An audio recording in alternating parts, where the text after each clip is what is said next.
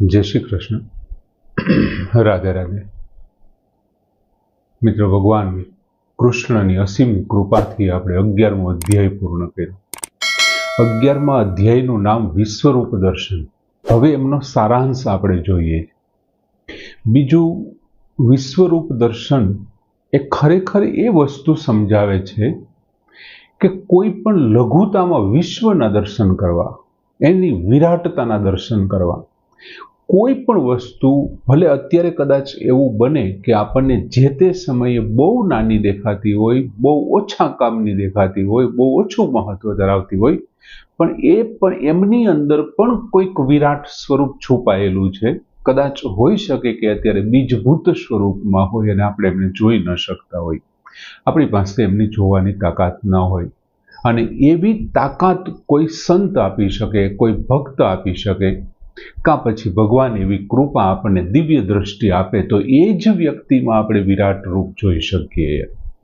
જેમ ભગવાને અર્જુનને દિવ્ય દ્રષ્ટિ આપી અને વિરાટ રૂપ જોયું. ખરેખર તો વિશ્વરૂપનો મૂળ અર્થ આ છે કે ગમે તે લઘુતાની અંદર વિશ્વરૂપ જોતા શીખવું, એમનું વિરાટ રૂપ જોતા શીખવું. એમ દરેક બીજની અંદર વૃક્ષ સમાયેલું છે, એ વૃક્ષના દર્શન કરતા શીખી જવું, એનું નામ વિરાટ સ્વરૂપ છે. બીજું, ભગવાને વિશ્વરૂપ દર્શન યોગ 11મા અધ્યાય શરૂ કરતા પહેલા 10મા અધ્યાયમાં વિભૂતિ યોગ, આપણે 10મો અધ્યાય વિભૂતિ, તો વિભૂતિ યોગ છે આપણને સમજણ શીખવાડે છે કે ભાઈ તમે સાંસારિક જીવન દરમિયાન તમારા પોતાના આજીવિકાના કર્મો કરતા હો, તમે વ્યવહારિક કર્મો કરતા હો, તમે તમારા જે કંઈ રોજિંદા કર્મ કરતા હો, ત્યારે જ્યાં જ્યાં તમારી નજર ફરે એ કર્મોની સાથે સાથે તમારે આ વસ્તુ યાદ રાખવાની છે. વિભૂતિ એ સમજણ આપણને પૂરી પાડે છે કે દરેક જગ્યાએ આ ક્યાંક ને ક્યાંક ભગવાન છે, માટે આ જગ્યા ઉપર આવું જ થવું જોઈએ, આમ કરવું જોઈએ, આમ કરવું જોઈએ. અને વિશ્વરૂપ છે એ દર્શન માટે આપ્યો છે. 10મો અધ્યાય વિભૂતિ યોગ સમજણ માટે છે અને 11મો અધ્યાય વિશ્વરૂપ છે એ દર્શન માટે છે. આ બંનેથી શું થાય છે તો કે આ બંનેથી તમે જ્યાં જુઓ ત્યાં તમને ભગવાનના, એમની વિભૂતિના દર્શન થાય, અને તમે જ્યાં આ વિરાટ રૂપને જોવો છો, દર્શન કરો છો, આ બંનેથી અનન્ય ભક્તિ પ્રાપ્ત થાય છે. અને મૂળ આપણો ધ્યેય એવો હોવો જોઈએ કે આપણને ભગવાનની અનન્ય ભક્તિ પ્રાપ્ત થાય.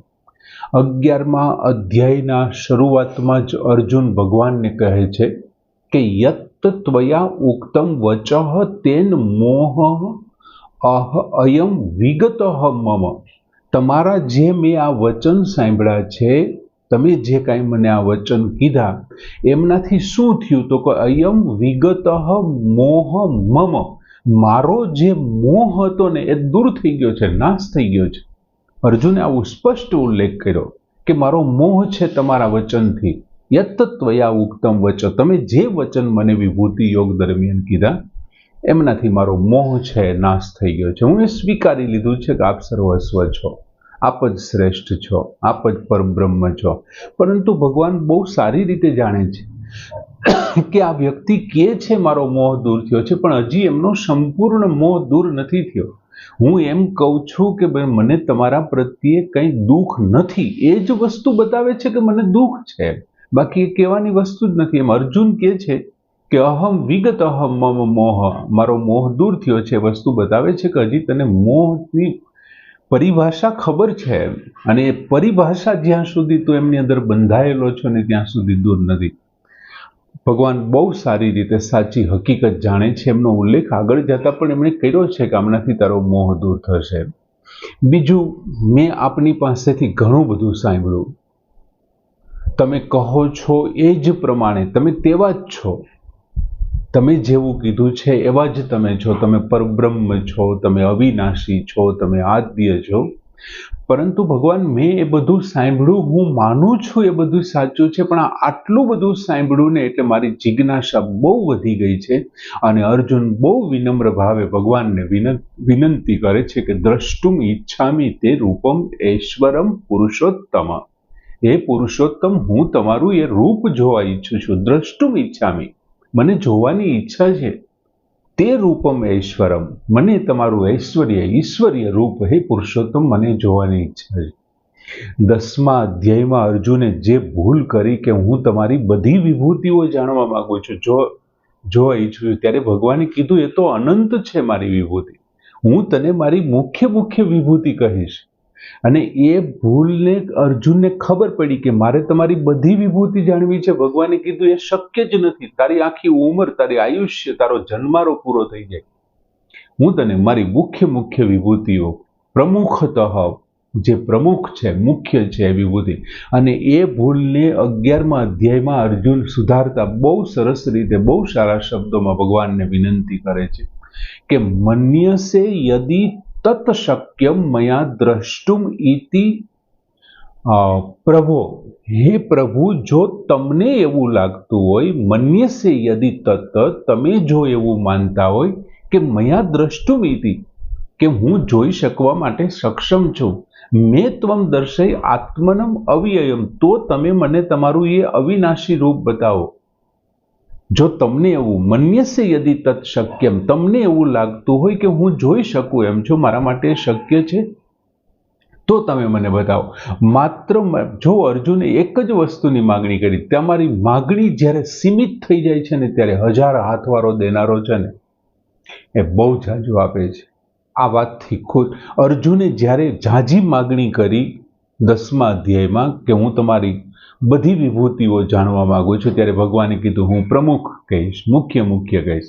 અને જ્યારે અર્જુને એમ કીધું કે આત્મનમ અવ્યયમ દર્શય મે ત્વમાં, અને એ પણ જો તમને એમ લાગતું હોય કે આ શક્ય છે તો તમે મને બતાવો, ત્યારે ભગવાને સામે ચાલીને કીધું કે તું મારા સેંકડો હજારો રૂપોને જો. એક શું કામ, મારા સેંકડો હજારો જે રૂપ છે.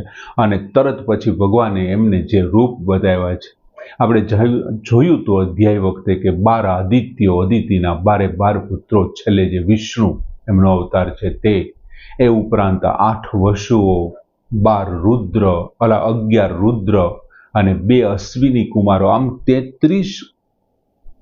33 પ્રકારના દેવતાઓ ભગવાન એમને બતાવે છે. અને ભગવાન એ પણ કહે છે કે ઈહ એકસ્થમ જગત કૃત્સ્નમ મમ દેહે યત ચ અન્યત દ્રષ્ટુમ ઈચ્છસી.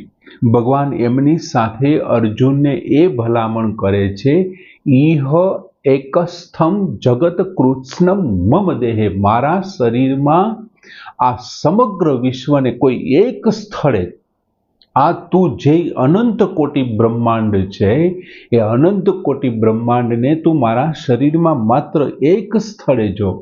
અને એ સિવાય પણ ભગવાન કહે છે કે યત ચ દ્રષ્ટુમ ઈચ્છસી, અન્યત દ્રષ્ટુમ ઈચ્છતી, અને તું જો કંઈ બીજું જોવા માંગતો હોય, તારા મનમાં શંકા છે કે અમે જીતશું કે આ લોકો જીતશે, અમારું શું થશે, તો એ પણ તું જોઈ લે.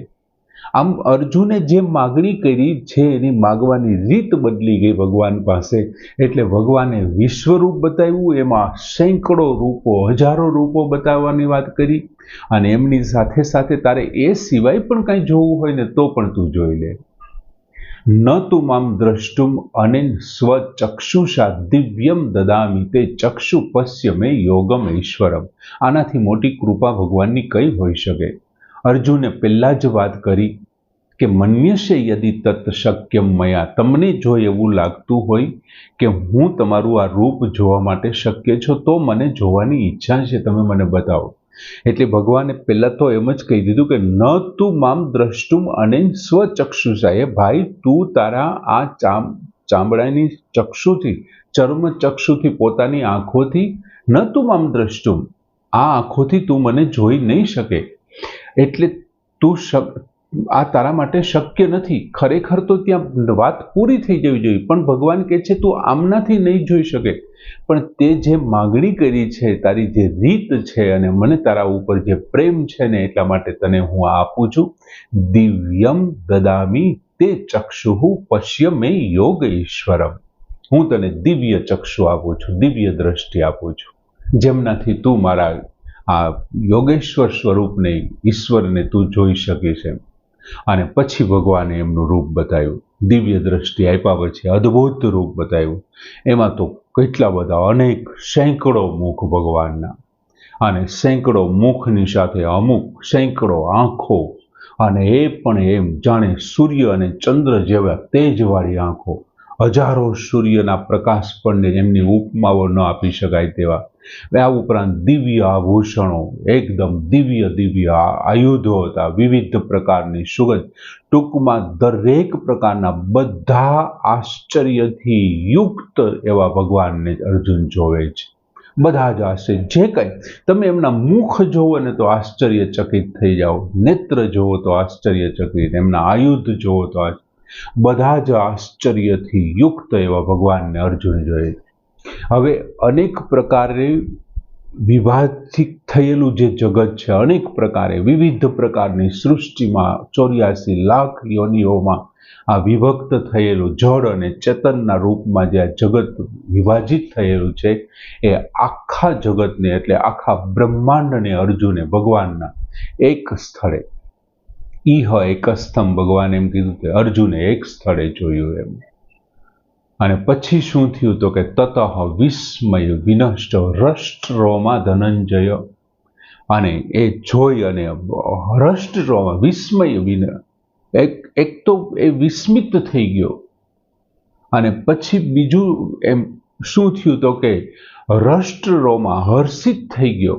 ધનંજય છે એ હર્ષિત થઈ ગયો, અને હર્ષ પામેલો વિસ્મિત થયેલા અર્જુને બીજું શું કર્યું તો કે પછી એમની પાસે કરવા જેવું બીજું રહેતું તો શું, એમ બીજું એ કરી પણ શું શકે. આવું અદ્ભુત સ્વરૂપ જોઈ ભગવાનનું વિરાટ રૂપ, આજ સુધી જે એમને સારથી ગણતો હતો, એમને ઓર્ડર કરતો હતો, એ અર્જુને આવું રૂપ જોઈ અને ભગવાન પાસે બીજું કંઈ ન કરી શક્યો, અને બે હાથ જોડી અને ભગવાનની સ્તુતિ કરવાનું શરૂ કરે છે.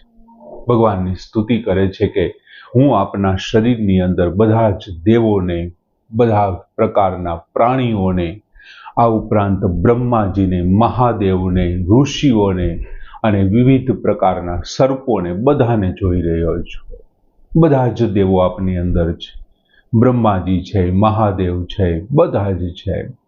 અને પછી જાણે એમણે એમની સાથે સાથે ભગવાનનું ચતુર્ભુજ રૂપ પણ જોઈ લીધું હોય એમ તરત જ શ્લોકમાં કહે છે, આ ઉપરાંત હું આપને મુગુટ, ગદા અને ચક્રધારી અને સૂર્ય જેવા તેજસ્વી પશ્યામી ત્વામ દુર્નિરીક્ષ્ય, એવી વાત કરે છે. હું તમને મુશ્કેલીથી જોઈ શકાય તેવા જોઉં છું.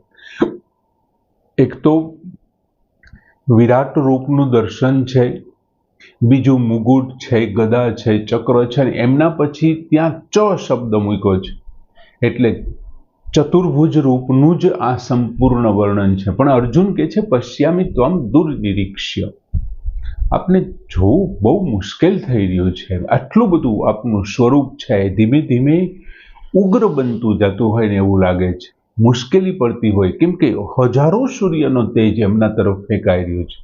અને પછી આવું સ્વરૂપ જોઈ અને અર્જુન પોતાનો મત આપે છે 11મા અધ્યાયમાં. અને શું કહે છે કે પહેલા જે એમણે કીધું હતું કે તમારા વચનથી હું મારો મોહ દૂર થયો છે, એમ અર્જુન ફરી પાછું કહે છે કે આપ જ પરબ્રહ્મ છો. આ સમગ્ર જે વિશ્વ છે એમનો કોઈ જો આશ્રય સ્થાન હોય, પરમ આશ્રય સ્થાન, તો એ આપ જ છો. અને સંપૂર્ણ ધર્મના રક્ષક છો એ આપ છો, અને આપ જ માત્ર સનાતન પુરુષ છો. આપના સિવાય બીજું કાંઈ છે જ નહીં. તમે જ પરબ્રહ્મ છો, તમે જ સંપૂર્ણ બ્રહ્માંડનો આશરો છો અને સનાતન પુરુષ છો. બીજું, હું આપને અનાદિ, અમાપ અને ચંદ્ર સૂર્ય જેમના નેત્રો છે એવા નેત્રવાળા અને અગ્નિરૂપી મુખ ધરાવતા આપણાથી ત્રણેય લોક છે ને એ ભયભીત થઈ રહ્યા છે, અને ત્રણેય લોક ભયભીત થયા છે. આપનું સ્વરૂપ કેવું છે? અનાદિ છો આપ. આપને આગળ પાછળ વિશે કોઈ જાણી નથી શકાતું. આપનો અંત પણ નથી, સ્થળની દ્રષ્ટિએ નહીં, કાળની દ્રષ્ટિએ નહીં, વસ્તુની દ્રષ્ટિએ નહીં. આપનો અનાદિ છો. ચંદ્ર અને સૂર્યરૂપી આપના નેત્રો છે, આટલા તેજસ્વી નેત્રો, એમનાથી આમ પ્રકાશ છૂટી રહ્યો છે. અને અગ્નિની જ્વાળાઓ જેમના મુખમાંથી નીકળતી હોય એવા મુખને આ જોઈ અને આનાથી ત્રણેય લોક મને ભયભીત થતા દેખાય છે. આપના રૂપની અંદર ત્રણેય લોક ડરી રહ્યા છે. અને એમની સાથે સાથે શું થઈ રહ્યું છે? તો કે વ્યથિત મામ, હું પણ વ્યથિત થઈ રહ્યો છું. ત્રણેય લોકની સાથે હું પણ અત્યારે વ્યથિત થયો છું. અને બીજું, આ ભય પામેલા દેવો છે, જે બીજા દેવો છે, એમની આયુષ્ય પૂરી થતાં આપની અંદર સમાઈ રહ્યા છે. જેમનું આયુષ્ય બાકી છે, ડરના મારે આપની સ્તુતિ કરે છે. અને ઋષિઓ ઉત્તમ પ્રકારના શ્લોકો બોલે છે. દેવો અને ઋષિઓ આ કરી શકે. દેવો છે, દાનવો છે, યક્ષો છે, કિન્નરો છે, ગંધર્વો છે, બધા જ ચકિત થઈને જોઈ રહ્યા છે. બધા લોકો આપણે જોઈ રહ્યા છે કે આ છે શું, કેવું સ્વરૂપ છે એમ આપણું. અને દૃષ્ટવા હિ ત્વામ પ્રવ્યથિત અંતરાત્મા, હે પ્રભુ, આપનું આ વિશિષ્ટ પ્રકારનું રૂપ જોઈ, મેં ધાર્યું નહોતા એમના બારનું રૂપ જોઈ, અને પ્રવ્યથિત અંતરાત્મા, મારું અંતરાત્મા છે વ્યથિત થઈ ગયું છે. અને એમને કારણે શું થાય છે તો કે ધૃતિમ ન વિંદામી સમમ ચ વિષ્ણુ, હે વિષ્ણુ, હું શાંતિ અને ધીરજ ધારણ નથી કરી શકતો. મારો અંતરાત્મા, મારો અંદરનો જે બધું છે ખળવળી ઉઠ્યું છે, અંતરાત્મા ખળવળી ઉઠ્યો છે. એમને કારણે હું એ નથી પ્રાપ્ત કરી શકતો. મને શાંતિ નથી મળતી અને હું ધીરજ ખોઈ બેઠો છું. અને એમને કારણે શું થયું છે કે હું દિશાઓનું ભાન પણ ભૂલી ગયો છું. દિશો ન જાણે ન લભે ચ સર્વ. અને પછી એકદમ ત્રાહિત થયેલા અર્જુન છે એ ભગવાનને વિનંતી કરે છે, પ્રસિદ્ધ દેવેશ જગન નિવાસ, હે જગતના આશ્રય રૂપ, હે દેવાધિદેવ, પ્રસિદ્ધ પ્રસન્ન થાઓ. મેં તો આવું ધાર્યું પણ નહોતું કે હું આવું જોઈશ એમ. હું ડરી ગયો છું, વ્યથિત થઈ, મારો અંતરાત્મા વ્યથિત થઈ ગયો છે, માટે તમે પ્રસન્ન થાઓ એમ. બીજું, ભગવાનને વાત કરે છે અર્જુન કે હું જોઈ રહ્યો છું, ભીષ્મ છે, કર્ણ છે, દ્રોણ છે, આ વિવિધ સામે પક્ષના વિવિધ રાજાઓ, અમારા પક્ષના મહાન યોદ્ધાઓ બહુ મોટા વેગથી, ખૂબ વેગથી, જાણે મૃત્યુનો કોઈ બોલાવો આવ્યો હોય એમને બોલાવતા હોય, બહુ મોટા વેગથી આપના મુખની અંદર પ્રવેશી રહ્યા. અર્જુન એમના માટે બહુ સરસ ઉદાહરણ આપ્યા છે. જેમ નદીનો પ્રવાહ સામેથી સમુદ્ર તરફ જાય છે, જેમ પતંગિયા છે અગ્નિઓ તરફ જતા હોય છે, એમ આપના શરીરની અંદર પ્રવેશી રહ્યા છે. એમ આપના પ્રજ્વલિત થયેલા મુખથી આપ શું કરો છો, જે આપના મુખની અંદર જાય છે ત્યારે આપની વિકરાળ દાઢો, આપના દાંતની વચ્ચે કચડાયેલા એના મસ્તકવાળા એમના શરીરને આપ જીભથી ચાટી રહ્યા છો. આવું અતિ ઉગ્ર ભયંકર રૂપ જોઈને અર્જુન છે ખૂબ ડરી જાય છે. અને આ તમારો પ્રકાશ છે ને સમગ્ર જગતને સંતાપ આપી રહ્યો છે. તથા ચોહમ, અને એમની સાથે સાથે હું પણ ડરી રહ્યો છું, સમગ્ર જગતને સંતાપ આપી રહ્યો છું. આમ અર્જુને ભગવાનનું ઉગ્ર રૂપ, અતિ ઉગ્ર રૂપ સુધીનું વર્ણન કર્યું. એમ મિત્રો, શ્લોકની જે કાંઈ આપણી સમયની મર્યાદાઓ છે એને ધ્યાનમાં રાખતા 11મા અધ્યાયના સારાંશને પણ આપણે 2 ભાગમાં સમજવાનો પ્રયત્ન કરીએ. એટલે આ પહેલો ભાગ અહીંયા સુધી રાખીએ છીએ. જય શ્રી કૃષ્ણ.